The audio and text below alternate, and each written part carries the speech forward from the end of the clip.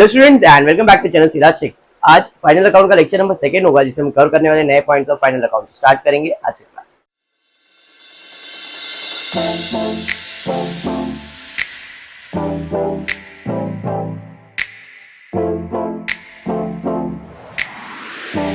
Previous lecture में हमने एक सम पूरा कंप्लीट किया है, बड़ा लेक्चर था वो, 1.5 घंटे के ऊपर चला गया, मैंने देखा है, बराबर है। तो अब आज का जो सम रहेगा 1.5 घंटे का तो नहीं होगा, क्योंकि अभी फर्स्ट लेक्चर था तो एक्सप्लेनेशन हर एक पॉइंट का मैंने दिया था। आज थोड़ा सा अपन फास्ट करने का ट्राई करेंगे। टेक्स्ट बुक पेज नंबर 29 सम नंबर 3, बराबर है। स्टार्ट करेंगे सम, बट उसके पहले स्टेप्स याद करेंगे। स्टेप नंबर 1 क्या है? मार्किंग। स्टेप नंबर 2 क्या है? एडजस्टमेंट डीट करके स्टार मार्क करना। स्टेप नंबर 3 क्या है? Step number 3 posting. Step number 4 adjustment solve करना है 2 इफेक्ट के साथ। और स्टेप नंबर 5 क्या है? क्लोजिंग। समझ में आया क्या? उसके पहले कौन से अकाउंट बनते हैं बाबा?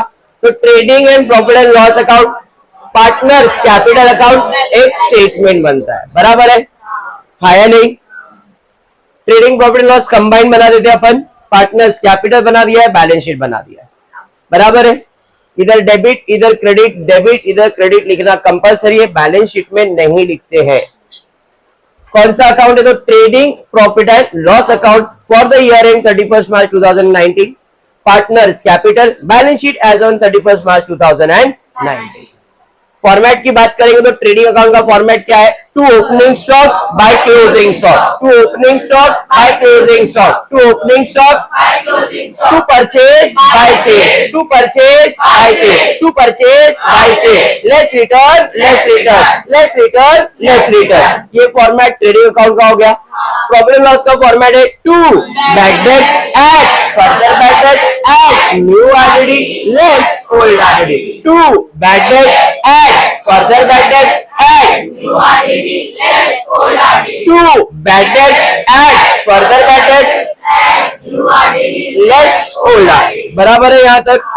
उसके बाद drawing, to drawing by balance brought down, to drawing by balance brought down, to drawing by balance brought down, to drawing by balance brought down. इधर आएगा capital creditor closing stock, capital creditor closing stock, capital creditor closing stock, capital creditor closing stock, D for D for D for D for add further add new less further less new, add further add new less further less new, add further add new less further less new. इतना format हर सब में पहले से बना के रखो।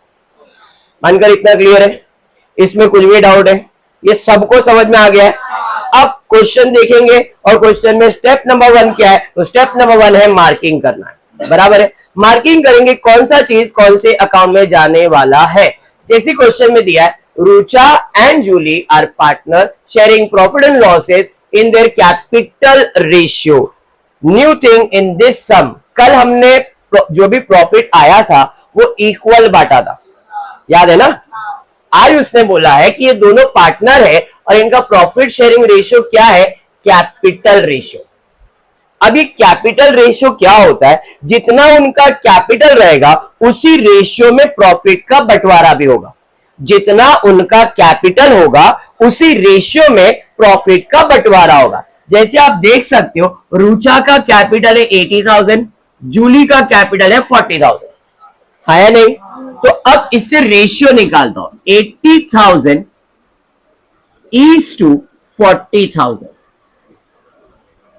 4 0 cut 4 0 cut, बराबर। तो रेशियो क्या आया? 8 is to 4।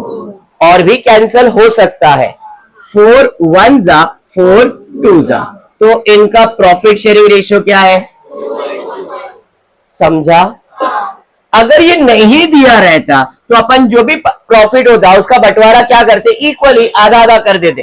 लेकिन इस क्वेश्चन में उसने क्लियरली बोला है जो प्रॉफिट शेयरिंग रेशियो है वो क्या है? Capital ratio. जब प्रॉफिट शेयरिंग कैपिटल रेशियो बोला है तो जो भी उनका कैपिटल रहेगा वो कैपिटल लिखने का और उससे एक रेशियो फाइंड कर लेगा।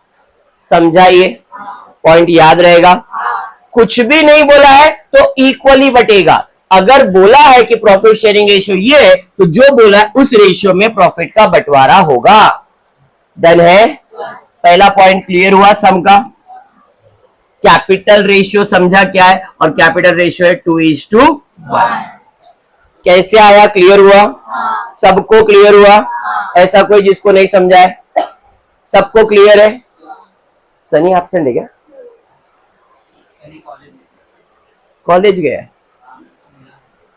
अच्छा ठीक है, चलो जाने दो, वो आप लेक्चर पे अपन डिस्कस नहीं करेंगे। इतना सबको क्लियर है? तो पहला लाइन से अपने को ये समझ में आया, बट अपना पहला स्टेप क्या है? मार्किंग। कौन सा चीज किधर जाने वाला है, एक एक करके मार्किंग करें। सबसे पहला है परचेज। परचेज किस चीज का होगा? गुड्स का। और गुड्स कहां जाएगा? Trading account. तो भाई परचेज जाएगा trading account. Trade expenses, trade expenses, trade कहां जाएगा? Sir trade expenses trading account, हाँ या नहीं? आपके दिमाग में तो यही आएगा। तो जरा ध्यान देना, ध्यान देना। इस क्वेश्चन में ट्रेड एक्सपेंस और जनरल एक्सपेंसेस दोनों दिया है। ट्रेड एक्सपेंसेस, जनरल एक्सपेंसेस दोनों दिया है। ट्रेड एक्सपेंसेस, जनरल एक्सपेंसेस दोनों दिया है। जब एक ही क्वेश्चन में ट्रेड एक्सपेंसेस और जनरल एक्सपेंसेस दोनों दिया है, तो ऐसे सिचुएशन में ट्रेड एक्सपेंसेस जाएगा ट्रेडिंग अकाउंट में और जनरल एक्सपेंसेस जाएगा प्रॉफिट एंड। लेकिन सिर्फ ट्रेड एक्सपेंस दिया है या सिर्फ जनरल एक्सपेंसेस दिया है, तो जनरल एक्सपेंसेस तो प्रॉफिट एंड लॉस में जाएगा ही, लेकिन सिर्फ और सिर्फ ट्रेड एक्सपेंस दिया, जनरल एक्सपेंसेस नहीं दिया है, ऐसी सिचुएशन में ट्रेड एक्सपेंसेस कहां जाएगा? वापस सुनो और क्यों, उसका रीजन दे रहा हूं। ट्रेड एक्सपेंस मतलब ट्रेडिंग करने का एक्सपेंसेस, बराबर है? तो हम ये अज्यूम करेंगे खाली ट्रेड एक्सपेंसेस दिया है, तो ये खर्चा है। खर्चा कहां जाता है? Profit and loss. लेकिन खर्चे का बंटवारा हो गया, ट्रेड एक्सपेंसेस भी है और जनरल एक्सपेंसेस भी है, तो उसने खर्चे को बांट दिया, बोला ये ट्रेड का खर्चा है और ये जनरल खर्चा है। तो जनरल खर्चा कहां जाएगा? Profit and. और जो ट्रेड का खर्चा है वो तो ट्रेडिंग है, और ट्रेडिंग का मतलब वो ट्रेडिंग अकाउंट में जाएगा। तो जब एक ही क्वेश्चन में दोनों एक्सपेंसेस दिए हैं, ट्रेड एक्सपेंसेस भी दिया है, जनरल एक्सपेंसेस भी दिया है, तो ऐसे सिचुएशन में ट्रेड को इज्जत देने का ट्रेडिंग में, और जनरल को भाई तू तो प्रॉफिट एंड लॉस में जाएगा। लेकिन सिर्फ और सिर्फ ट्रेडिंग अकाउंट में, सॉरी ट्रेड एक्सपेंसेस ही दिया है, तो वो जाएगा profit and loss. Understood? Understood. तो ऐसे में अब यहां पे ट्रेड एक्सपेंसेस कहां जाएगा? समझ में आ गया क्या? अरे समझा? उसके बाद क्या है? सैलरी कहां जाएगा? ऑफिस में लोग जो काम करते हैं उनको पगार, प्रॉफिट एंड लॉस। अब वापस से ध्यान देने का माया, सैलरी दिया था और वेजेस एंड सैलरी भी दिया है। ध्यान दो और ध्यान से सुनो। सैलरी जाता है प्रॉफिट एंड, वेजेस जाता है ट्रेडिंग अकाउंट। लेकिन जब कॉम्बिनेशन आ जाता है, कभी आएगा सैलरीज एंड वेजेस और कभी आएगा वेजेस एंड सैलरी, ऐसा आएगा। कभी ऐसा भी आएगा, खाली सैलरी आया तो प्रॉफिट एंड लॉस, खाली वेजेस आया ट्रेडिंग अकाउंट। मालूम है देखो, पॉइंट टू रिमेंबर है ना, ये सब सम में, ये सब चीज का नोट बना के रखो। अरे trade expenses, general expenses sir ने क्या बोला लिख के ले लेता हूं, सैलरीज के बारे में सर क्या लिख के ले, ये सब चीजें बाद में ही हेल्प होगा, अभी तो समझ में आ जाएगा हाँ, लेकिन 2 दिन के बाद सब भूल जाओगे। नोट रहेगा तो याद आएगा, मैंने जो बोला था वो बात रिकलेक्ट होगा, तो उसका कलेक्शन बनाना तुम्हारा पॉइंट, तुम बना के रखोगे, तुम्हारे लिए इजी हो जाएगा। ठीक है, अब मैं बात कर रहा था सैलरीज, खाली सैलरी दिया है प्रॉफिट एंड लॉस, खाली वेजेस दिया है ट्रेडिंग अकाउंट, लेकिन सैलरीज एंड वेजेस दिया है। तो पहला क्या लिखा है? सैलरी कहां जाएगा? Wages and salary. पहला क्या लिखा है? मतलब जो पहला लिखा रहेगा उसको इंपॉर्टेंस मिलेगा। समझ में आया क्या? क्लियर? चांद पे पहला कदम रखने वाला इंसान को याद रखते, दूसरे को याद रखते क्या अपन? तो जो पहला है वही याद रहेगा, दूसरा याद नहीं करना है। तो यहाँ पे सैलरी पहला है प्रॉफिट एंड लॉस, वेजेस पहला है ट्रेडिंग अकाउंट। समझ में आ गया? तो इस सिचुएशन के अंदर पहले आपको सैलरी था profit and loss, but wages and salary में पहला कौन है? वेजेस कहां जाएगा? समझ में आ गया? तो यहाँ पे वेजेस जाएगा ट्रेडिंग अकाउंट। अंडरस्टूड? आगे बढ़ेंगे। एडवर्टाइजमेंट खर्चा है, खर्चा profit and loss. Sales return, free hold property, property is my asset, office rent खर्चा है, profit and loss, motor van property asset होता है, stock trading account, general expenses profit and sundry debtors asset, coal gas fuel, coal मतलब कोयला, gas fuel petrol, ये सब कहाँ लगेगा, ऑफिस में क्या फैक्ट्री में, और फैक्ट्री मतलब गर्लफ्रेंड ट्रेडिंग अकाउंट, तो कोल गैस फ्यूल कहाँ जाएगा, ट्रेडिंग अकाउंट, कैरेज इनवर्ड बताया था, 3 भाई लोग, carriage, carriage inward, carriage outward, खाली कैरेज आया ट्रेडिंग अकाउंट, इनवर्ड आया ट्रेडिंग अकाउंट, लेकिन आउटवर्ड आया तो प्रॉफिट एंड, अभी क्या है, कैरेज इनवर्ड कहाँ जाएगा, कैरेज आउटवर्ड, मशीनरी समझ में आ गया, मार्किंग क्लियर। देखो मार्किंग में मिस्टेक करोगे भी स्टेप सब रॉन्ग होते जाएंगे एक एक करके, इसलिए परफेक्टली अच्छे से समझ के मार्किंग करने का। मानकर बराबर है, मानकर क्रेडिट साइड पे पहला है कैपिटल, कैपिटल कहां जाएगा, मैंने कैपिटल कहां जाएगा, पार्टनर्स कैपिटल में, समझ में आया क्या, ये दोनों अमाउंट जो है वो कहां जाएगा, पार्टनर्स कैपिटल में। उसके बाद क्रेडिटर्स, डेटर्स होता है एसेट और क्रेडिटर्स होता है लायबिलिटी, समझाइए, तो ये जाएगा liabilities, sales trading account, RDD profit and bills payable, ending payable is my liability, purchase return trading account. Any doubt clear now, anyone, इतना परफेक्टली क्लियर है। प्राची अब क्या करने का, एडजस्टमेंट रेट करने का, जिसके ऊपर एडजस्टमेंट है उसको स्टार मार्क करने का। बात याद रखना, गुड्स से और पार्टनर से रिलेटेड तो किसी को मार्क करने की जरूरत नहीं है। Closing stock is valued, stock यानी कि गुड्स, गुड्स से रिलेटेड एडजस्टमेंट किसी को मार्क करेंगे क्या, तो second adjustment. Rucha and Julie partner है, पार्टनर से रिलेटेड एडजस्टमेंट किसी को मार्क करेंगे क्या, नहीं। Depreciation on motor van 5%, plant and machinery 7%, किसके ऊपर एडजस्टमेंट है, मोटर वैन और, तो एडजस्टमेंट में मोटर वैन किधर है भाई, motor van, plant and machinery किधर है, प्लांट एंड मशीनरी। अरे समझा, हाँ आगे बढ़ेंगे। Reserve for doubtful date RDD on, तो RDD को मार्क करेंगे क्या, डेटर्स को, सन्ड्री डेटर्स को स्टार मार्क करेंगे।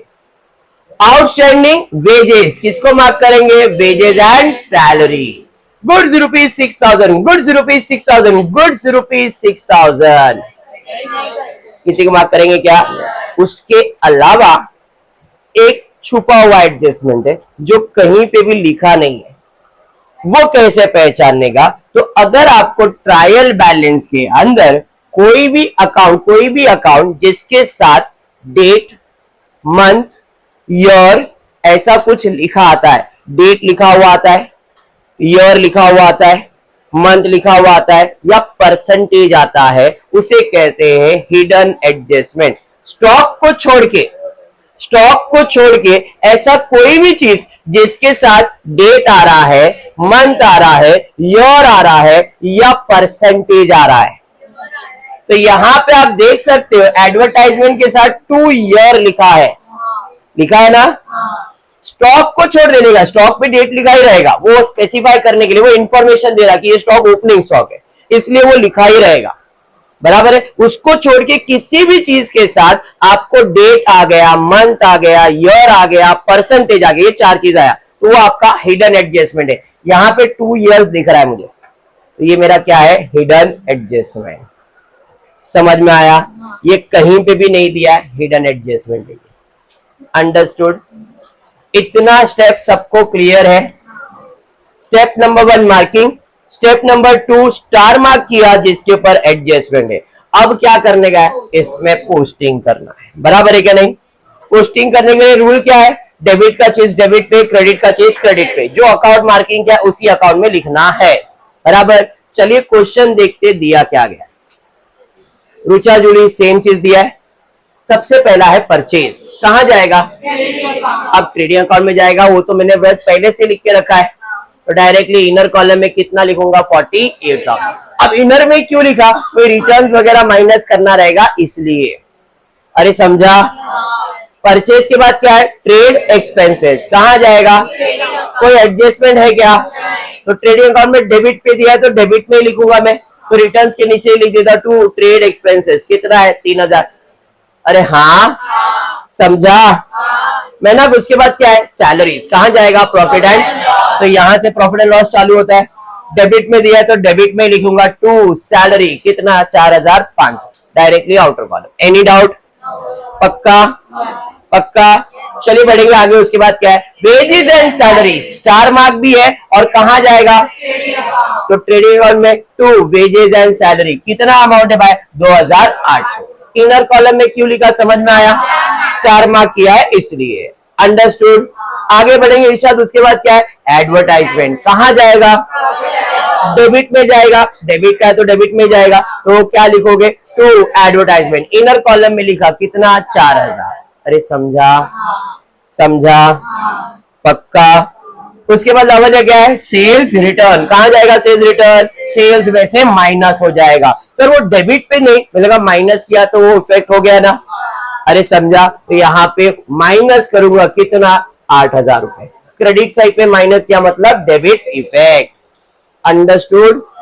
हाँ, चलिए ठीक है। नेक्स्ट उसके बाद फ्री होल्ड प्रॉपर्टी। कहाँ जाएगा? असेट मतलब बैलेंस शीट में आ जाएगा। असेट साइड पे free hold property. Directly outer column में कोई एडजस्टमेंट नहीं है। समझाइए? आगे बढ़ेंगे। उसके बाद क्या है बाबा? Office rent. कहाँ जाएगा? डेबिट साइड पे जाएगा। अभी एडवर्टाइजमेंट के नीचे नहीं लिखूंगा क्योंकि एक एडजस्टमेंट है, तो एक लाइन छोड़ दिया to office rent. Outer column में 5000। Any doubt? उसके बाद क्या है बाबा?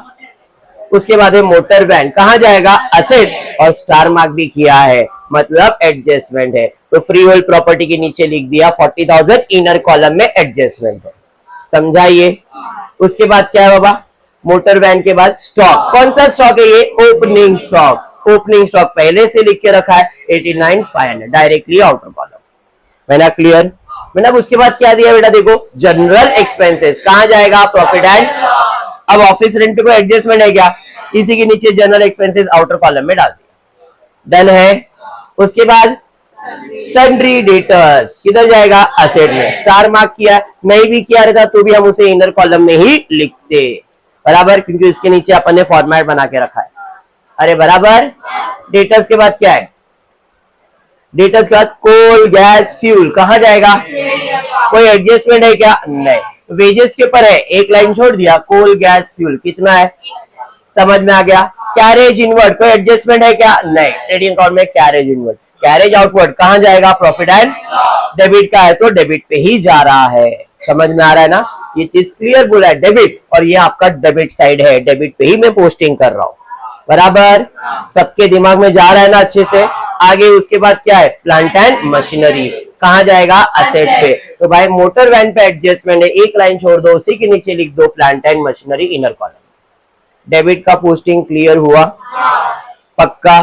देख लो जो भी पोस्टिंग है सब डेबिट साइड पे ही हुआ है। सर ये क्रेडिट पे, मतलब क्रेडिट पे माइनस क्या हुआ? तो डेबिट इफेक्ट ही ना। समझा? तो मैंने जितना भी डेबिट साइड का पोस्टिंग था, जितना भी डेबिट का था, सबका पोस्टिंग कर दिया। आगे बढ़ रहा हूं। कैपिटल किधर जाएगा?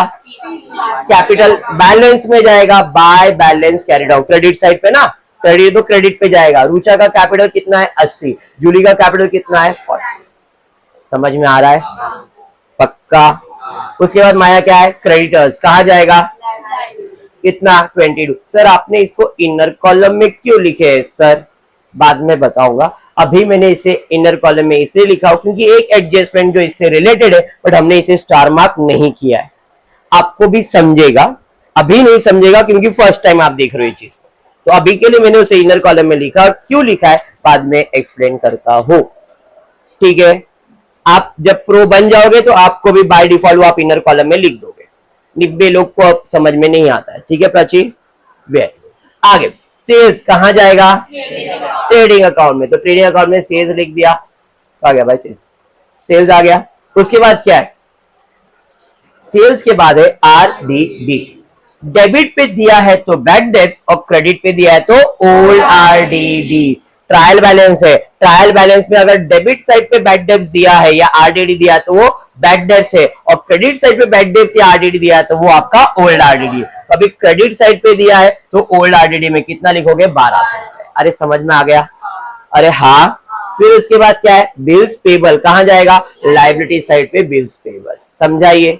उसके बाद क्या है, परचेज रिटर्न, परचेज में से माइनस होगा। पोस्टिंग क्लियर है अच्छे से? If you solve this step, step number 3 अगर अच्छे से कर लिया है तो इसका मतलब है आपने 50 to 60% प्रॉब्लम तो अच्छे से सॉल्व कर लिया। अभी एडजस्टमेंट, एडजस्टमेंट के दो इफेक्ट और बाद में क्लोजिंग, काम फिनिश। समझाइए। पोस्टिंग डेबिट का डेबिट में, क्रेडिट का क्रेडिट में अच्छे से करना है। अभी जब एडजस्टमेंट सॉल्व करोगे तो एडजस्टमेंट के कितने इफेक्ट दोगे, एक डेबिट और एक क्रेडिट। चलिए एडजस्टमेंट नंबर 1 पे जाते हैं। Closing stock is valued at 88,000 cost price and 90,000 market price। दो अमाउंट दे दिया है, दो अमाउंट दिया है, cost price, market price, whichever is lower. जब भी क्लोजिंग स्टॉक के ऊपर दो अमाउंट आया है, closing stock is valued cost price market price, cost price market price, cost price market price, whichever is lower, whichever is lower, whichever is lower, whichever is lower. जो सबसे कम होगा वही मेरा एडजस्टमेंट होगा। 88,000 और 90,000 में सबसे कम क्या है? ऐसा मैंने नहीं बोला कि कॉस्ट प्राइस लिखने का या मार्केट प्राइस, ऐसा मैंने वर्ड यूज नहीं किया। Whichever is lower, whichever is lower, whichever is lower, fill in the blank। closing stock is valued at dash price on cost and market, तो हम लोग हमेशा क्या लिखेंगे, लोअर वैल्यू, लोअर प्राइस। समझ में आया क्या? अरे हाँ। तो क्लोजिंग स्टॉक के ऊपर जब भी दो अमाउंट आया है, cost price market price, whichever is lower, cost price market price, whichever is lower, cost price market price, whichever is lower। तो भाई whichever is lower क्या है, मतलब एडजस्टमेंट किसका है, 88,000। अब क्लोजिंग स्टॉक 101% आने वाला एडजस्टमेंट है, सीधा सीधा fill in the blank. Trading account पे क्रेडिट साइड, बैलेंस शीट पे असेट साइड, ट्रेडिंग अकाउंट पे क्रेडिट साइड, बैलेंस शीट पे असेट साइड, ट्रेडिंग अकाउंट पे क्रेडिट साइड, बैलेंस शीट पे असेट साइड। दो इफेक्ट दे दिया, असेट मतलब डेबिट और इधर कर दिया मैंने क्रेडिट। समझा? 88,000 का दो इफेक्ट समझ में आया? सेकेंड एडजस्टमेंट पे जाते हैं, देखते हैं सेकेंड एडजस्टमेंट क्या है। रुचा है, जूली है, विड्रॉ कर रहे हैं गुड्स फ्रॉम बिजनेस, 300 रुपए का, 200 रुपए का इज्जत से पर्सनल यूज के लिए। वापस वापस वापस।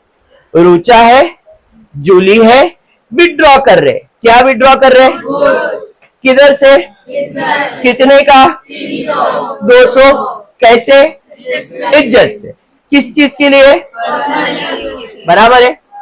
रुचा है, जूली है, गुड्स विड्रॉ कर रहे, रुचा है, जूली है, गुड्स विड्रॉ कर रहे, गुड्स विड्रॉ कर रहे, गुड्स विड्रॉ कर रहे, गुड्स विड्रॉ कर रहे, गुड्स। जब भी गुड्स से रिलेटेड एडजस्टमेंट आएगा, ध्यान से सुनो, जब भी गुड्स से रिलेटेड एडजस्टमेंट आएगा, पीछे से एक आवाज आएगा, मेरा है, मेरा है, मेरा है। फिर से एक बार सुनना, जब भी गुड्स से रिलेटेड एडजस्टमेंट आएगा, जब भी गुड्स से रिलेटेड एडजस्टमेंट आएगा, मेरा है, मेरा है, मेरा है, ऐसा आवाज आएगा। और ये आवाज कौन लगा रहा है मालूम है? Trading account. ये आवाज कौन लगा रहा है? Trading account. जब भी गुड्स से रिलेटेड एडजस्टमेंट आएगा तो ट्रेडिंग अकाउंट आवाज लगाएगा, मेरा है, मेरा है, मेरा है, क्योंकि उसका गुड्स है। ट्रेडिंग अकाउंट का गर्लफ्रेंड याद करो, गुड्स एंड फैक्ट्री है या नहीं? तो जब भी गुड्स से रिलेटेड एडजस्टमेंट आएगा, बैकग्राउंड में एक आवाज आएगा, मेरा है, मेरा है, मेरा है। गुड्स है मतलब एक इफेक्ट ट्रेडिंग अकाउंट में ही आएगा। जब भी गुड्स से रिलेटेड एडजस्टमेंट है, एक इफेक्ट ट्रेडिंग अकाउंट में ही आएगा। और बेचारा भोला भाला है ट्रेडिंग अकाउंट, वो बोलता है कि गुड्स आ रहा है तो डेबिट, जा रहा है तो क्रेडिट, आ रहा है तो डेबिट, जा रहा है तो क्रेडिट। तो जो एडजस्टमेंट होगा उसमें सिर्फ यही पूछने का है कि गुड्स आ रहा है कि जा रहा है, आ रहा है कि जा रहा है। आ रहा है तो डेबिट साइड पे लिखूंगा, जा रहा है तो क्रेडिट साइड पे। रुचा और जूली ने बिजनेस से गुड्स विड्रॉ किया है। रुचा और जूली ने बिजनेस से गुड्स विड्रॉ किया है पर्सनल यूज के लिए। तो गुड्स बिजनेस में आ रहा है कि जा रहा है? आ रहा है कि जा रहा है? जा रहा है। तो सिंपल है, आ रहा है तो डेबिट और जा रहा है तो क्रेडिट। विड्रॉ किया मतलब गुड्स जा रहा है, तो बाय कौन लेके जा रहा है? रुचा और जूली। तो by goods withdrawal by partners. Rucha कितने का गुड्स लेके जा रही है? 300 है क्या 200? एक बार देख लेना अमाउंट। 3000 है ना? शायद फेसबुक में अमाउंट में कुछ है तो 3000 लिखा है मैंने, उधर 300 और 200 लिखा है, मैंने इधर अमाउंट चेंज किया है। ठीक है, तो 3000 और रुचा का हो गया 3 और जूली का हो गया 2000। फेसबुक में करेक्शन रहेगा, इधर टाइप नहीं हुआ रहेगा। ठीक है, तो 3000 और 2000 है, 300 और 200 नहीं है। ओके, अरे हाँ, ये कौन सा इफेक्ट हो गया? अभी दूसरा इफेक्ट देने का है। दूसरा इफेक्ट देने का है, किसने विड्रॉ किया? तो पार्टनर ने विड्रॉ किया, तो एक इफेक्ट तो पार्टनर में जाएगा, हाँ या नहीं?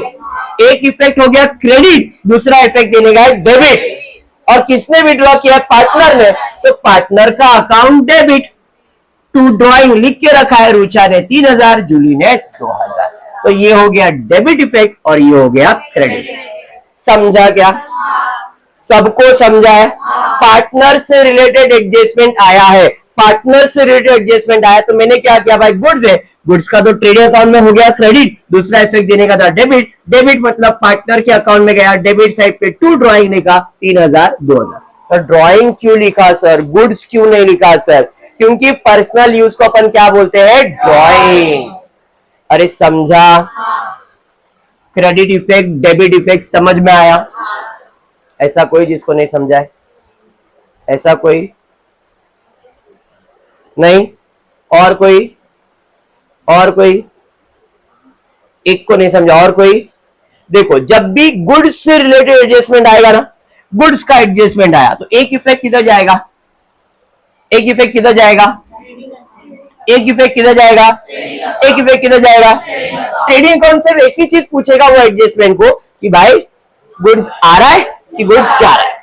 अगर गुड्स वो एडजस्टमेंट में आ रहा है तो डेबिट साइड पे लिखूंगा, और अगर गुड्स जा रहा है तो क्रेडिट साइड पे। अभी तो गुड्स जा रहा है तो बाय गुड्स विड्रॉन। कौन लेके गया? रुचा और जूली 3000 और 2000 का गुड्स लेके गए। तो ये तो मैंने हो गया क्रेडिट में अमाउंट लिख दिया, क्रेडिट अमाउंट हो गया। अब वही अमाउंट मुझे डेबिट में भी लिखना है।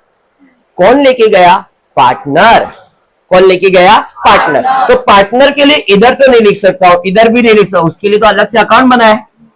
अब इधर हो गया क्रेडिट, तो दूसरा इफेक्ट तो डेबिट ही देने का। तो डेबिट में रुचा ने 3000, इसने 2000, ये लिख दिया अमाउंट। लेकिन इसको लिखूंगा क्या मैं? तो इसे मैं लिखूंगा ड्रॉइंग। क्यों? क्योंकि जब भी कोई बिजनेसमैन बिजनेस से पैसा या पैसे की कीमत का सामान पर्सनल यूज के लिए लेके जाता है तो उसे हम लोग कहते हैं ड्रॉइंग, इसलिए वहां पे लिखा है ड्रॉइंग। समझा? भी डन है एडजस्टमेंट सबको? बढ़ेंगे आगे, उसके बाद क्या है? Depreciation on motor van by 5%, plant and machinery by 7%। कल ही किया था हमने। डेप्रिसिएशन किसके ऊपर है? मोटर वैन पे। कितना परसेंट? 5%। तो मोटर वैन कितना है देखो जरा, 40,000। इसका 10% कितना आएगा? 10% 4000, तो 5% समझ में आ गया? 2000 आया। अरे समझा? समझा? प्लांट एंड मशीनरी पे कितना परसेंट? तो प्लांट एंड मशीनरी कितना है? 13,800, है या नहीं? 1% कितना आएगा? 1% कितना आएगा? 138। 138 आएगा 1%। ऐसे कितनी बार निकलेगा? 7 बार। या तो 138 को 7 से मल्टीप्लाई कर दो। 138 138 138 138 138 138 7 बार लिखो और बाद में प्लस करो, या तो 138 मल्टीप्लाई बाय 7 कर दो। 138 मल्टीप्लाई बाय 7 करोगे 966 आएगा। इधर अमाउंट ज्यादा 7 लिख रहा है, बट 7 नहीं, आप करके चेक कर लो। 138 इंटू 7 करके चेक करो, 966 आएगा। इधर ये 7 गलती से प्रिंट है। अरे समझा? हाँ पक्का? Calculation done? सबको समझ में आया कैलकुलेशन? अब क्या एडजस्टमेंट सॉल्व करेंगे। एडजस्टमेंट क्या सॉल्व करना है? तो उसने क्लियर बोला है डेप्रिसिएशन, डेप्रिसिएशन का मतलब होता है असेट का वैल्यू कम करना। डेप्रिसिएशन का मतलब होता है असेट का वैल्यू कम करना। डेप्रिसिएशन का मतलब होता है असेट का वैल्यू कम करना। मोटर वैन का 5% कम करो, प्लांटेड मशीनरी का 7% कम करो, तो मोटर वैन में लेस डेप्रिसिएशन कितना परसेंट? 5%। कितना? 2000 कम करने का। हाँ, और प्लांटेड मशीनरी में कितना काम करने का है? 966, लेस डेप्रिसिएशन 966। हाँ या नहीं? अब दोनों का इफेक्ट, ये कौन सा इफेक्ट हो गया? असेट मतलब कौन सा साइड होता है? डेबिट। हमने क्या किया? माइनस करने से इफेक्ट क्या हो जाएगा? अरे समझा? डेबिट पे माइनस किया तो कौन सा इफेक्ट? क्रेडिट। तो ये अमाउंट हो गया क्रेडिट, ये भी अमाउंट हो गया क्रेडिट। अब इसका कौन सा इफेक्ट देने का है? मतलब ये अमाउंट डेबिट पे लिखना है, ये अमाउंट डेबिट पे लिखना है। ये समझ में आया? हाँ या नहीं? अब असेट का वैल्यू कम हो रहा है तो तुम्हारे लिए फायदा है कि नुकसान है? और जो भी नुकसान है वो कहाँ जाएगा? प्रॉफिट एंड लॉस में। डेबिट में जाएगा कि क्रेडिट में जाएगा? डेबिट में, because debit all expense and loss है। मतलब ये 2096 का डेबिट इफेक्ट में आएगा। 2 depreciation on motor van, 2 depreciation on plant and machinery. समझ में आ गया? तो 2 इफेक्ट क्लियर हो गया। आने वाला एडजस्टमेंट बोर्ड एग्जाम में, डेप्रिसिएशन बोर्ड एग्जाम में आता है, क्लोजिंग स्टॉक बोर्ड एग्जाम में आता है। समझ में आया? ये पक्का। बढ़ेंगे नेक्स्ट एडजस्टमेंट की तरफ, देखते हैं नेक्स्ट एडजस्टमेंट क्या दिया है। Reserve for doubtful date on debtor, time place नंतर सॉल्व करो। कल बताया था मैंने आरडीडी का एडजस्टमेंट है, टाइम प्लेस बाद में सॉल्व करेंगे। समझ में आया? आगे बढ़ते। Outstanding wages, outstanding add, outstanding add, outstanding add, outstanding add, outstanding add, outstanding add. तो वेजेस आउटस्टैंडिंग है तो वेजेस में ऐड करना पड़ेगा। वेजेस किधर लिखा है भाई? इधर लिखा है वेजेस। ऐड करूंगा वेजेस, कितना बाकी है? 800। और जैसे ही लिखा प्राची फिर बोली सर ये तो एडजस्टमेंट है, एवरी एडजस्टमेंट है 2 इफेक्ट, 1 डेबिट 1 क्रेडिट। डेबिट पे ऐड किया मतलब डेबिट इफेक्ट, ये तो हो गया डेबिट। दूसरा इफेक्ट देने का है क्रेडिट। आउटस्टैंडिंग मतलब देने का बाकी है। Anything payable is my liability. Outstanding wages 800 रुपए। अरे बराबर है? हाँ या नहीं? सबको समझा? नेक्स्ट उसके बाद क्या एडजस्टमेंट है? गुड्स। ध्यान से, important important and important adjustment exam में आने के चांसेस होते हैं, इसके लिए ध्यान से एडजस्टमेंट मार्क कर लेना। गुड्स ₹6000, किसी के टेक्स्ट बुक में आधा प्रिंट रहेगा, किसी के टेक्स्ट बुक में पूरा प्रिंट रहेगा। ये डबल एडजस्टमेंट है। किसी किसी के बुक में सिर्फ परचेज लिखा है, किसी किसी के बुक में परचेज एंड सेल्स दोनों लिखा है। टेक्स्ट बुक में किसी के खाली परचेज है, किसी के बुक में खाली सेल्स है, ऐसा है। ठीक है, मेरे को एडजस्टमेंट से फर्क नहीं पड़ रहा, तुम ध्यान दो खाली एडजस्टमेंट क्या है। Goods of ₹6000 were purchase on credit. 6000 रुपए का गुड्स उधार में खरीदा एंड क्रेडिट सेल्स ऑफ ₹6000। उधार में खरीदा भी, उधार में बेचा भी, उधार में खरीदा भी, उधार में बेचा भी। कितने का उधार में खरीदा? बेचा कितने का? लेकिन एंट्री पास नहीं किया है। आपने गुड्स खरीदा लेकिन आपने एंट्री पास नहीं किया। अब मुझे बताओ इसकी जर्नल एंट्री क्या है? गुड्स उधार में खरीदा, what is the journal entry? Goods उधार में खरीदा, जर्नल एंट्री क्या है? तुम ही बोलो, तुमको आता है, मेरे को मालूम है। आपने उधार में गुड्स खरीदा, परचेज किया, तो एंट्री क्या है? परचेज अकाउंट डेबिट टू, जिससे खरीदा उसका नाम। अगर उसका नाम नहीं दिया है, अगर उसका नाम नहीं दिया है, इसका मतलब उसके नाम के जगह पे अपने को कोई नाम रखना पड़ेगा और उसको हम लोग कहते हैं क्रेडिटर्स। क्यों ऐसा सर? क्रेडिटर्स, जिससे मैंने सामान खरीदा है उसको पैसा देने का है, और जिसको पैसा देना होता है उसे कहते हैं क्रेडिटर्स। जो अपने को उधार में सामान सप्लाई करता है उसे क्रेडिटर्स कहते हैं। याद है ये बात? तो इधर इसकी जर्नल एंट्री क्या आएगी? Purchase account debit to sundry creditors. समझ में आया? कितना? अंडरस्टूड? जब आपने सामान खरीदा है उधार में तो सामान आ रहा है, और ये सामान किसने उधार में दिया है? क्रेडिटर्स ने दिया है कि नहीं? जनरल एंट्री समझा? सबको समझा? अब परचेज किया है तो परचेज में क्या होगा? ऐड होगा। हमने रिकॉर्ड नहीं किया तो हम रिकॉर्ड करेंगे ना। तो परचेज किया है तो परचेज का वैल्यू बढ़ जाएगा। ऐड करूंगा कितना? 6000। अरे अंडरस्टूड? किससे खरीदा? तो क्रेडिटर्स का वैल्यू भी बढ़ेगा क्योंकि उनको 6000 और देने का है। अरे देना ही पड़ेगा ना। तो जो देना पड़ेगा तो क्रेडिटर्स का वैल्यू, उधार में खरीदा तो वैल्यू बढ़ेगा कि कम होएगा? कम कैसे होएगा? कम कैसे होएगा बताओ? आपने पहले देख लो, कहा गया भाई? हाँ एकदम, फिर से मैंने 6000 रुपए का व्रज गुड्स खरीदा। 6000 का गुड्स खरीदा। जब गुड्स खरीदा तो गुड्स आ रहा है कि जा रहा है? आ रहा है, तो इसमें तो ऐड होगा। ये समझ गए? रिकॉर्ड नहीं होता, रिकॉर्ड करना है ना, तो हमने 6000 इसके अंदर ऐड कर दिया। अंडरस्टूड? अब जब खरीदा है तो पैसा जाएगा। पैसा गया क्या? उधार में लिया है तो पैसा देने का है। Anything payable is my liability. किसको देने का है? पहले देने का था 22,000। पहले कितना देने का था? 22,000। अभी और 6000 देने का है तो वैल्यू बढ़ेगा कि कम होएगा? बढ़ेगा ही ना। तो उसी के अंदर क्या होगा? ऐड होगा। कितना? 6000। इसलिए मैंने वो क्रेडिटर्स का अमाउंट इनर कॉलम में लिखा था। समझ में आया? इसे कहते हैं क्रेडिट परचेज। इसे कहते हैं क्रेडिट परचेज। जब आप सामान उधार में खरीदते हो तो जब सामान खरीद रहे हो तो परचेज में ऐड होगा, क्रेडिटर्स में ऐड होगा। जब आप सामान बेचोगे तो सेल्स में ऐड होगा और सेल्स के साथ डेटर्स में ऐड होगा। सर डेटर में क्यों ऐड होगा? मैंने उधार में सामान बेचा तो सेल्स बढ़ेगा कि कम होएगा? सेल्स बढ़ेगा ही ना। तो सेल्स बढ़ेगा तो सेल्स में ऐड किया।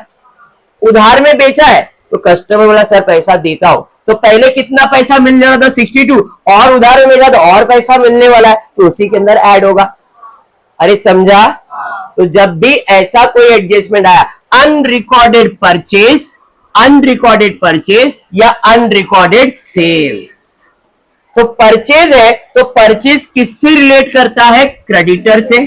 और सेल्स किससे रिलेट करता है? डेटर से। इनका रिलेशन समझ लो। सेल्स किससे रिलेट करता है? डेटर से। अब जो सामान बेचते हो तो किसको बेचते हो? कस्टमर को। कस्टमर यानी कि डेटर्स। और जब सामान खरीदते हो तो किससे खरीदते हो? क्रेडिटर से। तो परचेज किससे रिलेट करता है? क्रेडिटर से। और सेल्स किससे रिलेट करता है? डेटर से। पॉइंट समझ में आ गया? अच्छे से समझाए? तो इस क्वेश्चन में दोनों एडजस्टमेंट है। अनरिकॉर्डेड परचेज था तो परचेज में ऐड किया, क्रेडिटर्स में ऐड किया। अनरिकॉर्डेड सेल्स है तो सेल्स में ऐड करोगे और डेटर्स में ऐड करोगे। अरे समझा क्या? समझा एडजस्टमेंट? पक्का? अब जो मैंने टाइम प्लीज लिया था ना, उसका मतलब बताता हूं। अगर आपने वो टाइम प्लीज वाला एडजस्टमेंट पहले ही सॉल्व कर दिया रहता, अगर आपने टाइम प्लीज वाला एडजस्टमेंट इधर सॉल्व कर दिया रहता और फिर ये एडजस्टमेंट सॉल्व करते तो आपका पूरा एडजस्टमेंट रॉन्ग हो जाता। क्यों? क्योंकि जो डेटर्स का एडजस्टमेंट होता है, अभी उसके अंदर ये 6000 मुझे ऐड करना है, उसके बाद बैड डेट्स, आरडीडी सब सॉल्व होगा। और आपने पहले ही माइनस कर दिया और कुछ अमाउंट रॉन्ग था, क्योंकि अगर परसेंटेज होता तो परसेंटेज 62 पे थोड़ी कैलकुलेट होता, परसेंटेज तो 68 पे कैलकुलेट करना था, और आपने 62 का सॉल्व करके रखा रहेगा। इसलिए मैं बैड डेट्स का एडजस्टमेंट में टाइम प्लीज लेता हूं। सब एडजस्टमेंट सॉल्व करने के बाद ही आरडीडी सॉल्व किया जाता है। इसलिए जब भी आरडीडी का एडजस्टमेंट आएगा, टाइम प्लीज घेने का, नंतर सॉल्व करने का। अंडरस्टूड? तो इस केस में आपको अभी क्या समझा? अनरिकॉर्डेड परचेज है तो परचेज में ऐड, क्रेडिटर्स में ऐड। अनरिकॉर्डेड सेल्स है तो सेल्स में ऐड और डेटर्स में ऐड। क्लियर हुआ? रिकॉर्ड नहीं किया है तो हमने रिकॉर्ड किया। कैसे? परचेज है तो परचेज में ऐड किया, क्रेडिटर्स में ऐड किया, सेल्स है तो सेल्स में ऐड किया और डेटर्स में ऐड किया। ऐसा कोई जिसको नहीं समझा है? ऐसा कोई जिसको नहीं समझा है?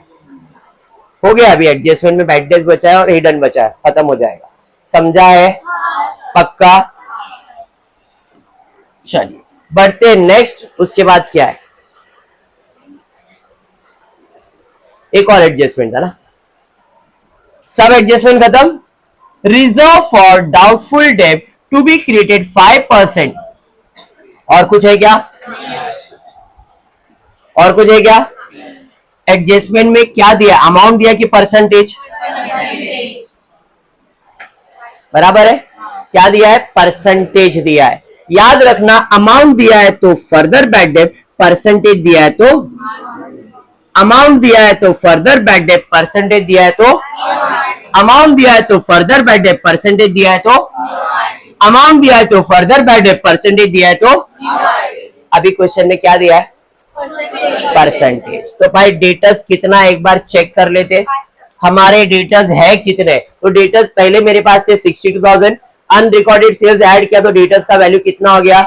68,000। बराबर है। अब 68,000 के ऊपर कितना परसेंट कैलकुलेट करना है? 5%। तो 68,000 का 5%, 10% कितना आएगा?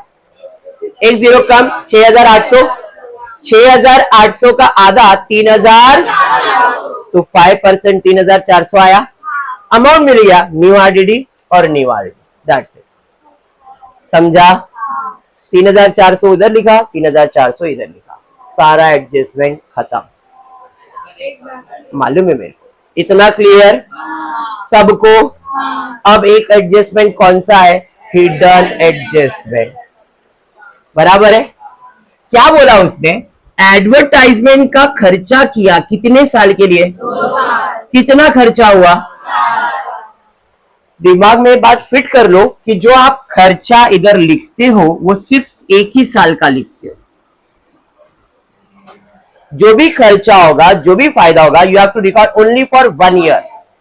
एक साल से ज्यादा खर्चा रिकॉर्ड नहीं कर सकते। अभी यहां पे रुचिता, इसने जो खर्चा किया है वो कितने साल के लिए किया है? 2 साल के लिए उसने कितना खर्चा किया? तो 1 साल के लिए कितना? अरे समझा?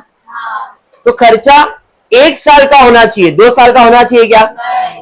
इस भाई साहब ने टोटल खर्चा 4,000 किया, मतलब एडवांस में खर्चा कर दिया है। 1 साल का खर्चा एडवांस किया है ना। आप खर्चा कितने साल का रिकॉर्ड करने वाले हो? बट उसने कितने साल का किया है?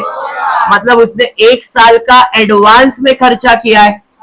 एडवांस को बोलते हैं प्रीपेड, एडवांस को बोलते हैं प्रीपेड, एडवांस को बोलते हैं प्रीपेड। और जैसे ही प्रीपेड आया, दिमाग की बत्ती जली, outstanding add, outstanding add, outstanding add. तो यहाँ पे क्या करना है? प्रीपेड लेस करना है। कितना? 2,000। 2,000 एडवांस में खर्चा किया ना। अरे हाँ, तो इधर लेस किया, डेबिट साइड पे माइनस किया, तो ये कौन सा अमाउंट हो गया? अभी इसका दूसरा इफेक्ट कौन सा देने का है? प्रीपेड मतलब एडवांस में खर्चा किया है। जब एडवांस में खर्चा किया तो बेनिफिट मिलेगा, और anything receivable is my asset. तो इसका दूसरा इफेक्ट कहां जाएगा? असेट। बात समझा? पक्का? तो भाई प्रीपेड तो लेस, 2,000 इधर से लेस किया, दूसरा प्रीपेड तुम्हारा असेट साइड पे चला गया। सारा एडजस्टमेंट कंप्लीट हुआ। समझा? इनर में क्यों? अच्छा, इनर में क्यों लिखूंगा मैं? यहाँ पे 2,000 इनर कॉलम में आ गया ना, और इसका दूसरा इफेक्ट यहाँ पे डायरेक्टली, इसको इनर में क्यों लिखूंगा मैं? अरे समझा ये? अब क्लोजिंग करेंगे, एक एक पहले सारा अमाउंट ट्रेडिंग अकाउंट से स्टार्ट करो। ध्यान देना भाई, ये इनर कॉलम में, तो इधर अंडरलाइन करूंगा। 48 में से कितना माइनस करने का है? 48 में कितना माइनस करने का है? 6, और 6 प्लस भी करने का है, तो आया गया, तो टोटल कितना आएगा? 48। 28 में 800 ऐड करना है, 3,600। इधर 1,48,000 में 8 माइनस करूंगा और 6 प्लस करूंगा, 1,46,000। 3 और 2 5, और कुछ है क्या? तो टोटल लेंगे, इधर का टोटल है 2,39,000, यही टोटल सेम इधर लिख दूंगा 2,39,000 बराबर। माइनस करने वाला हो, ध्यान दो, 0 0 0 0 0 0 बराबर 0 0 0 0 0 0 बराबर 5 5 और 6 11 और 8 19, ऊपर कितना है और नीचे क्या चाहिए? 19 में कितना ऐड करूंगा? एक ऐड करूंगा, एक ऐड करूंगा तो कितना आएगा? 20 का 0 इधर लिख दो और 2 ऊपर जाने दो बराबर। मैं डायरेक्टली माइनस कर सकता हूं, लेकिन ये हैबिट डालो, आपके लिए इजी हो जाएगा। समझो, ऑप्शन में मत रखना इसको, ये ट्राई करना, ठीक है। 9 और 2 11 और 8 19 और 3 22 और 3 25 26, ऊपर कितना है? ऊपर का टोटल है 26, नीचे क्या चाहिए? 26 में कितना ऐड करूंगा तो कितना आएगा? ऊपर 26 है, उसमें अगर मैं 3 ऐड करूंगा तो 29 आएगा, 9 इधर लिख दो और 2 ऊपर डाल दो। अरे समझा?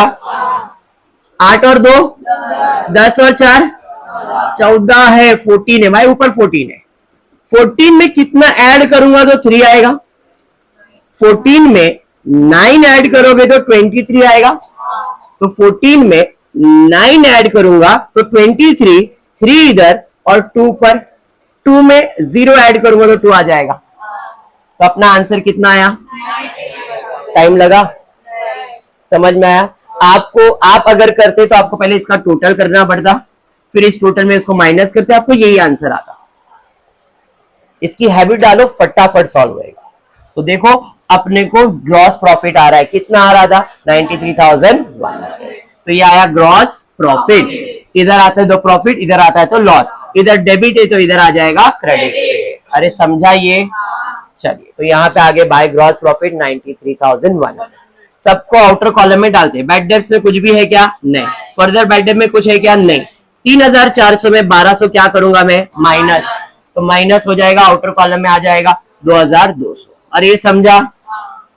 इधर 2,000 माइनस हो जाएगा 2,000, और कुछ?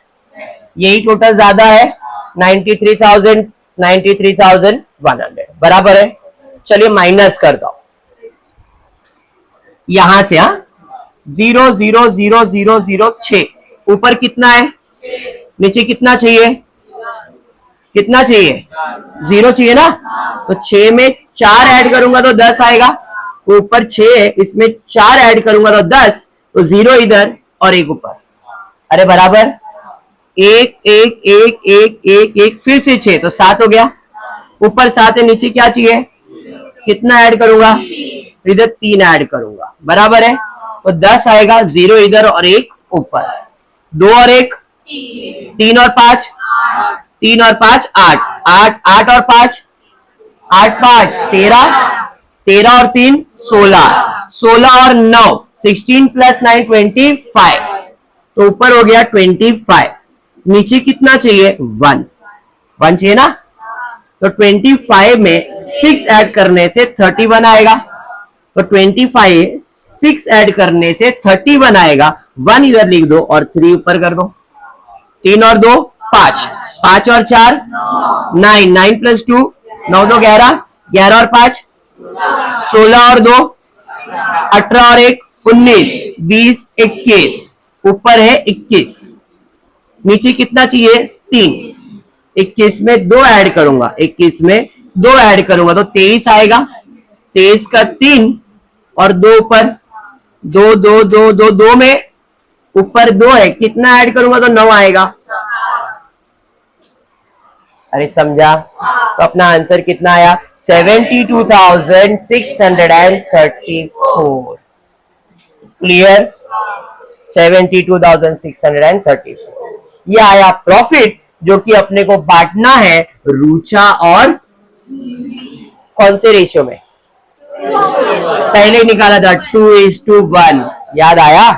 तो इसका मतलब है 72,634 into 2 divided by 72,634 into 1 divided by क्यों डिवाइड बाय 3 किया?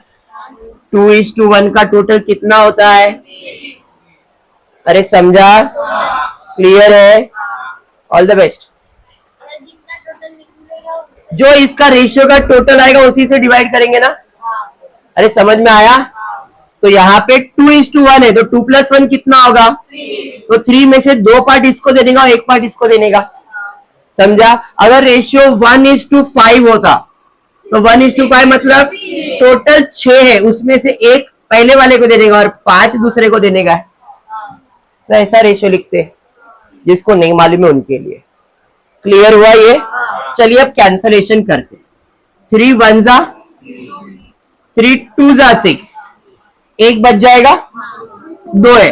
3 4 जा 12, 3 2 जा 6, 3 1 जा 3, 3 1 जा 3 पॉइंट, 3 1 जा 3 10 ना, 3 3 जा 9, 3 3 जा 9, 3 3 जा 9, ऐसे रिकरिंग होते जाएगा। हाँ, तो इसको कितना आया? 24,211.33। तो 50 से कम है तो इसको ऐसे ही रहने दो। अब इधर भी सेम होगा 24,211.33। अब इसको मल्टीप्लाई बाय क्या करने का है? तो इसको मल्टीप्लाई बाय 2 कर दोगे तो 24211.33 इंटू 2 करता हूं तो 6,6.22484। तो इसको आएगा 48,422.6। तो मैं इसको 48,423 कर देता हूं और इसको 24,211। तो देखो 3 और 1 4 हो गया, 2 और 1 3 हो गया, 6 हो गया, 12 और 7। अरे समझा? आ गया ना प्रॉफिट का बंटवारा? अरे समझा? तो जो भी प्रॉफिट आया है वो पार्टनर्स में बटेगा 2। उधर मैंने कैलकुलेशन किया हुआ है, आपको चाहिए तो इधर देखना, कैलकुलेशन है यहाँ पे। डायरेक्टली नेट प्रॉफिट रुचा को दिया मैंने 48,423 और इसको दिया 24,200। बंटवारा समझ में आया? ये कौन से साइड पे आया? तो पार्टनर में कौन से साइड पे जाएगा? तो क्रेडिट साइड पे। बाय नेट प्रॉफिट दोनों का लिख दिया। जो अमाउंट आया रुचा का रुचा में और जूली का जूली में। डन है? यस। अब क्लोजिंग करते। इसका टोटल लोगे 1,28,423। सेम टोटल लिख देना इधर भी 1,28,000। उसमें से 3,000 जाएगा तो कितना आएगा? 1,25,423। 28 में से 3 जाएगा तो 25 ही आएगा। 3,000 माइनस करने आता है ना सिंगल अमाउंट, और इधर माइनस करोगे आपको आ जाएगा 2,000 माइनस करोगे 62। देख लो बराबर है? बराबर। अब ये डेबिट पे आया है तो ये किधर जाएगा? कैपिटल में, क्रेडिट में। रुचा का कैपिटल, जूली का कैपिटल। इसका टोटल आउटर कॉलम में डाल दिया। ये समझा? अब रिमेनिंग अमाउंट का आउटर कॉलम में इधर बाकी है 28,000। इसमें से 2,000 माइनस होगा 38,000। इसमें से 966 माइनस होगा 12,000। इधर 62,000 में ये प्लस होगा और ये क्या होगा? माइनस। माइनस करके इसका आउटर कॉलम में हमने डाल दिया है 64,500। और कुछ है क्या? नहीं। अब टोटल करना, दोनों साइड का टोटल सेम आएगा। इधर का टोटल आ रहा है तुमको 2,28,434, इधर भी 2,28,434। समझा? देखो मैंने हर कैलकुलेशन एक्सप्लेन किया। प्रीवियस ईयर में मैं ये क्लोजिंग करता भी नहीं था, मैं डायरेक्टली अमाउंट उनको एक्सप्लेन करता था, माइनस करने बताता था। तुमको मैंने हर एक माइनस भी बताया है, because I am expecting good result, more good result from you all. जो पिछले बैच में है उससे भी अच्छा रिजल्ट भी और चाहिए। अभी हर सब्जेक्ट में 100 चाहिए, खाली एक ही सब्जेक्ट में नहीं। ठीक है? पक्का? तो आई होप इतना सबको अच्छे से समझ में आ गया है। लेवल देखो अभी बढ़ेगा। अभी आज थोड़ा अपन ने कम टाइम में कंप्लीट किया, कल इसके बाद और कम टाइम लगेगा। जैसे जैसे सम पे ग्रिप आएगा मैं वैसे वैसे फास्ट जाऊंगा। अभी हर एक पॉइंट को एक्सप्लेन कर रहा हूं क्योंकि सब नया है आपके लिए।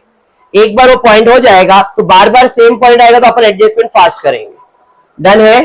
पक्का? तो आज इतना ही करते हो। वीडियो पसंद आए तो प्लीज वीडियो को लाइक कर देना, फ्रेंड्स ग्रुप में शेयर करना, चैनल को सब्सक्राइब करना। Thank you for watching the video.